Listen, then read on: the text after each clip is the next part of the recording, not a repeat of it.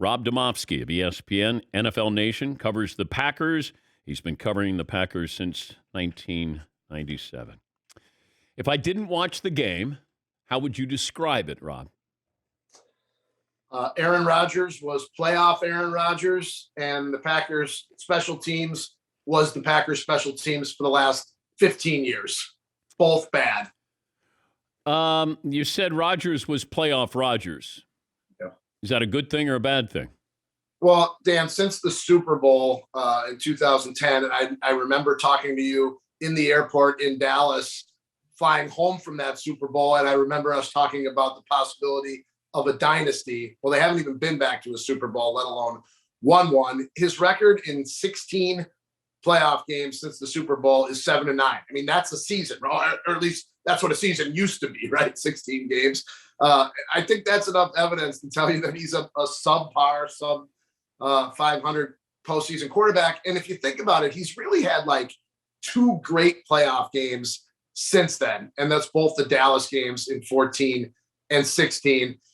Look, he is a fantastic quarterback. And if you ask me if I'd rather have him or take my chances with an unknown, I would definitely take him. There's no doubt about that. You want to be in position to be in the playoffs. But it's a little surprising to me that his playoff record and performance isn't better than it's been. And I was wondering about this, Rob, that we keep waiting to hear from Aaron. Like, does Aaron want to play? Does he want to come back? And I'm thinking, aren't the Packers the ones in control here? Well, that's a great point. I would say 48 hours ago, I would have said this is pretty much all Aaron Rodgers' decision. In the last 48 hours since that game ended, I think the Packers do have to look at it and say, is it going to happen here? Is it going to happen with him? Matt LaFleur told us after the game, we'd be crazy not to want him back. And Matt LaFleur obviously is a part of the decision, but he's not the only decision maker. I do think that it's still more Rodgers' call than the Packers, but I think there's probably some conversations being had across town at 1265 Lombardi Avenue discussing that exact thing. Yeah, because I kept thinking, well, what's he going to cost you? Can you afford Davante Adams?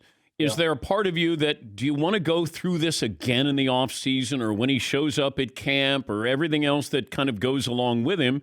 And do you, if you trade him, let's say to Denver, and you get whatever picks for him, decide what you want to do with Davante Adams. Can you afford him? I'm just trying to figure out what makes the most sense for the Packers. As much as you say, we can't let Aaron Rodgers walk, this is a organization that's made tough decisions before, and it's still, are you in a rebuild? Or are you just going to reload? Yeah, I don't know that it's a rebuild except for one position, the quarterback position, if Rodgers doesn't come back. And you heard him say, right, I don't want to be a part of a rebuild. The soundbite that you didn't hear, the question I asked him was, do you think if you do come back that you have enough pieces to make a legitimate run, given the fact that, like you said, Davante Adams is a free agent, given the fact that they've got all these salary cap constraints? And Rodgers said, I don't know. That's a fair question. Definitely something I've considered. And I know you're asking about it from the Packers standpoint, but from Rodgers' standpoint, even he looks at it like maybe we may not have enough, even if I do come back. So the question is, how big of a rebuild is it? And I think the answer is, in part, how good the next quarterback is or is not. Is Jordan Love the future quarterback?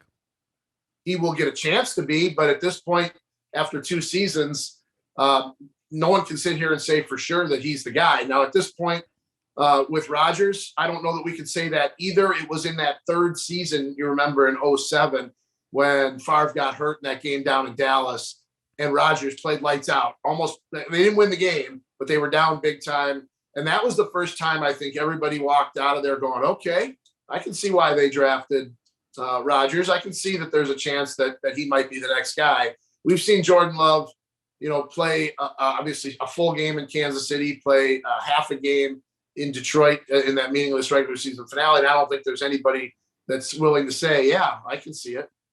Rob Demovsky covers the Packers, NFL Nation Packers reporter, and he's been covering this team since 1997.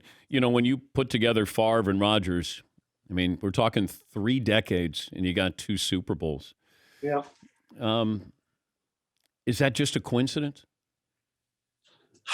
Let me say this, Dan. Last year, when the Packers were playing the Saints, we had one of our editors at ESPN.com wanted to do a story on why Rodgers and Breeze haven't won more Super Bowls. And you know what my answer was?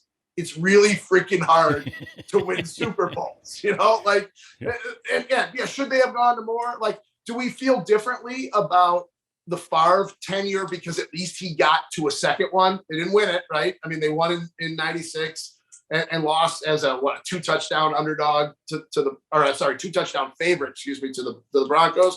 Should we feel better about that than we do about Rodgers only getting to one?